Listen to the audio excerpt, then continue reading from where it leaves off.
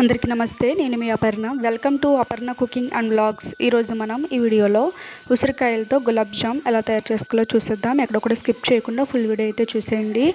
ఈ గులాబ్ జామ్ అనేది మనం ఉసిరికాయలతో చేస్తున్నాం కదండి, చాలా హెల్తీ కూడా. రోజుకొకటి తింటే మనకి చాలా హెల్తీగా అయితే ఉంటుంది. చూసారు కదా, నేను ప్రిపేర్ చేయడానికి అయితే పెద్ద ఉసిరికాయలను తీసుకున్నానండి. వీటిని మనం శుభ్రంగా కడుక్కొని పక్కన పెట్టుకుందాము.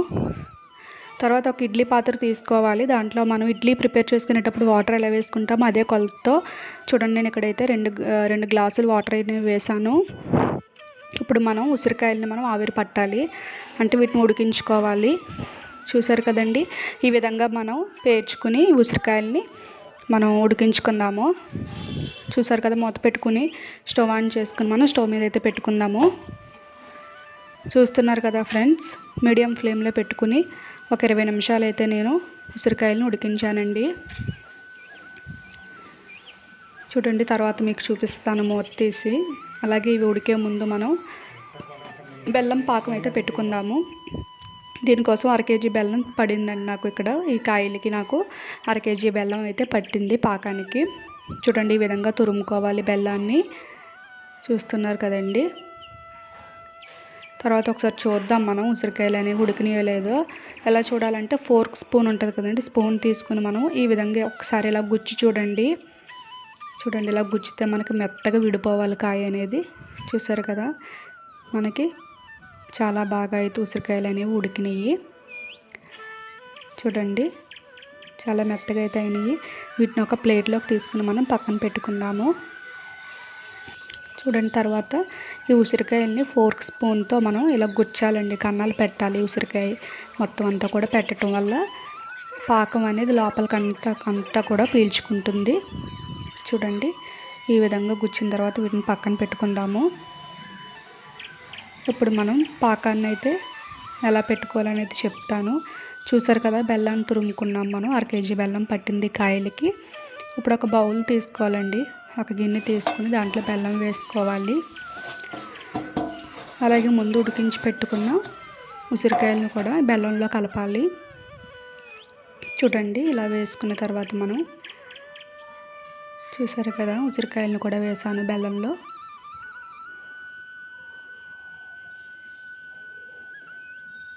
ఇలా వేసుకున్న తర్వాత మన స్టవ్ ఆన్ చేసుకుని మీడియం ఫ్లేమ్లో పెట్టుకుని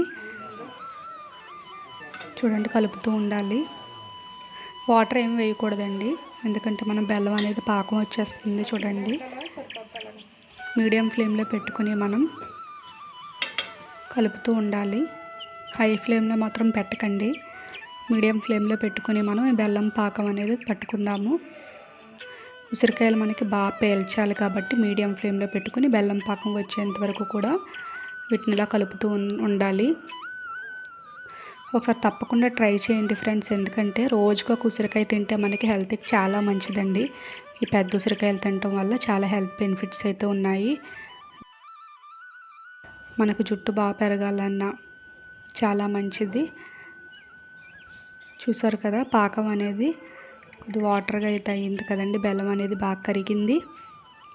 ఇంకా మనకి దగ్గరగా అవ్వాలి కాబట్టి కొద్దిసేపు అయితే ఉంచాలి. చూడండి, వాటర్గా వచ్చింది కదా పాకం అనేది మనకి. ఇంకా బాగా దగ్గరికి అయితే అయిపోవాలి. మనం ఇలా వదిలేయటం వల్ల గట్టిగా అయిపోద్దండి, కలుపుతూ అయితే ఉండాలి. చూడండి, బాగా మరుగుతుంది కదా పాకం. కాస్త దగ్గర పడితే మనకి రెడీ అయినట్టే. తర్వాత మనం కొద్దిగా 2 స్పూన్ల యాలకుల పౌడర్ వేసుకోవాలి. యాలకులు పంచదారని మిక్సీ పట్టుకున్నానండి. కొద్దిగా యాలకుల పౌడర్ యాడ్ చేసుకోవాలి. చూడండి, యాలకులు వేయటం వల్ల మనకి ఉసిరికాయ అనేది మంచి టేస్ట్ అనేది వస్తుంది.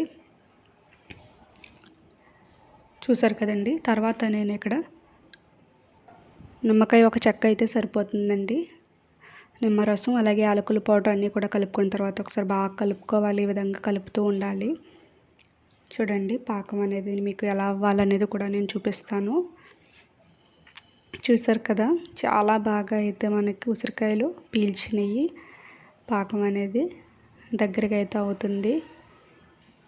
చూడండి, బాగా మరుగుతుంది కదా ఫ్రెండ్స్. మీడియం ఫ్లేమ్లోనే పెట్టండి, హై ఫ్లేమ్లో మాత్రం అసలు పెట్టకండి. చూడండి మనం తీగపాకం వచ్చాక నేనైతే స్టవ్ అయితే ఆఫ్ చేసుకున్నాను. చూసారు కదా, చూడండి మీకు చూపిస్తున్నాను. ఇలాగ తీగపాకం వచ్చాక మనం స్టవ్ అనేది ఆఫ్ చేసుకోవాలి. అలాగే ఉసిరికాయలు అనేవి నేనైతే మధ్యాహ్నం ప్రిపేర్ చేశానండి. ఇవి ప్రిపేర్ చేసిన తర్వాత మనం మార్నింగ్ వరకు కూడా ఈ ప్యాన్ పైన మనం మూత పెట్టేసి వదిలేయాలి మార్నింగ్ వరకు. చూడండి తర్వాత మనకి ఉసిరికాయలు అనేవి చూసారా గులాబ్ జామ్ కింద ఎలా తయారైనాయో. చాలా ఈజీగా, చాలా సింపుల్గా మనం చాలా టేస్ట్గా ప్రిపేర్ చేసుకున్నాం కదండి. చాలా హెల్తీగా బెల్లంతో తయారు చేసాం మనం. చూడండి ఒకసారి మీరు కూడా ట్రై చేయండి ఫ్రెండ్స్. వీడియో డౌన్లోడ్ చేసుకుని ఒకసారి చూసి మీరు కూడా ట్రై చేయండి.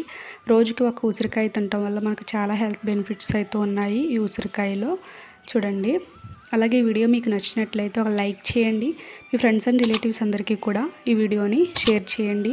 మరిన్ని మంచి మంచి రెసిపీస్ కోసం మన ఛానల్ని సబ్స్క్రైబ్ చేయడం మాత్రం మర్చిపోకండి.